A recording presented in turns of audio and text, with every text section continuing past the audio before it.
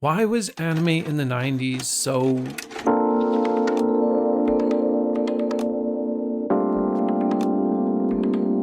It was an era that gave us some of the greatest films and shows that have endured the test of time, with influential titles that resonate in a way that's impossible to recapture now without feeling like some cheap copy of what came before.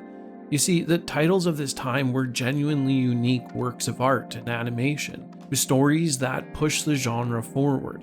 But even more than that, I think it was the time itself that people look back on with a tinge of nostalgia. Back when you had to walk into a dark corner of your local Blockbuster to find the anime that wasn't exactly the kind of stuff you'd ever get on cable TV.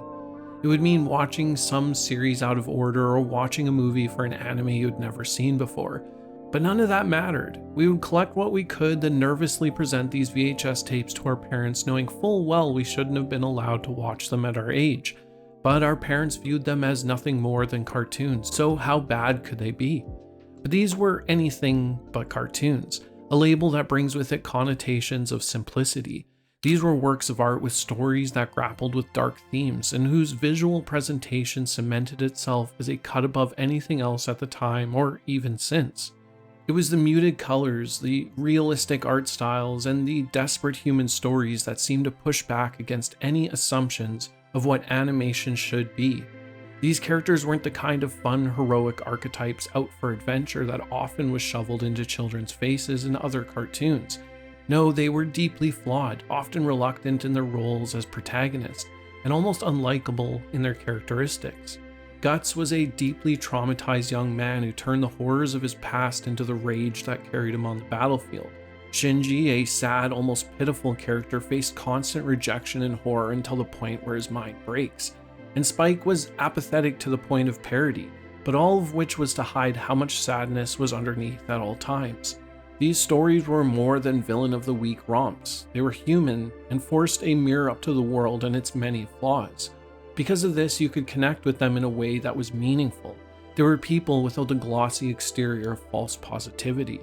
But even without the stories, the thing that has me crawling back and putting on those rose-tinted goggles of nostalgia is the art and animation of the time. Art that was framed by a square television and filtered through the grainy decay of VHS tapes. You see, this was a time when digital art hadn't quite taken over yet, and everything was still done using cell animation. This meant every neon cityscape, rolling hill, and vast skybox was hand-painted. This resulted in a real texture about everything made at this time. It was the peak of the medium, pushed to the limits of what it could provide. You see, there's always this turning point, say in the end of a console's life cycle, where the developers can push the hardware to the edge, and this time period was that for this kind of art and animation, building upon everything that came before to reach an apex for the style previously thought impossible. If you pause any show or movie from this period, you would be shown what could only be called works of art fit for a gallery. And there was a texture to it, a real grit, where you could see the touch of a human hand in each brushstroke. You would think with such limitations that the animation would suffer for the sake of pure visual quality, but this just isn't the case. Sure, nowadays, studios like Mappa or Bones are turning out some of the most amazing pieces of fluid animation, but something just had to be in the water in the 90s, and I'm sure some animators never got the chance to sleep or see their families during production, because there are countless scenes I could call up with animation that still holds up or even surpasses today's work.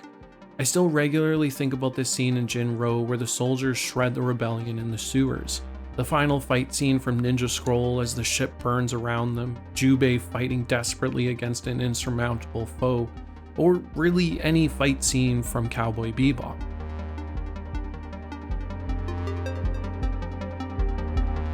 You see, anime during this time was on another level, a true experimentation of what the medium could accomplish. I don't want to claim there is no passion nowadays, that would be a sweeping generalization, because there is a lot to love about the anime we have now. Some of my all-time favorites have come out in the last decade, but looking back at the 90s, I can't help but view it as a turning point for the genre, a wave of anime that just took animation and stories to a whole new level. And to be there at that time as a new fan of the genre and still just a young kid, well, I can't help but feel lucky. Not even just for the animes themselves, but in how I was able to consume it. Sure, I could give you a list of some of the most important anime at that time for you to stream on Crunchyroll, but the experience is something you can't replicate.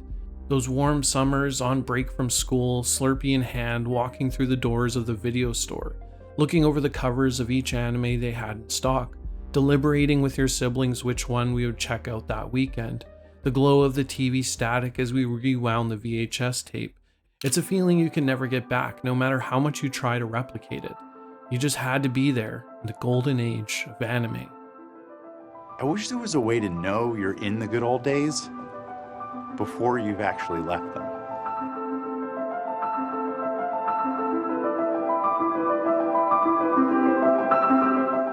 Thanks for watching, and I would love to hear your own stories of the first animes you watched, because we all have our own nostalgic perspective. If you want more from me, then check out this video here where I discuss the motivations of Victor from Arcane.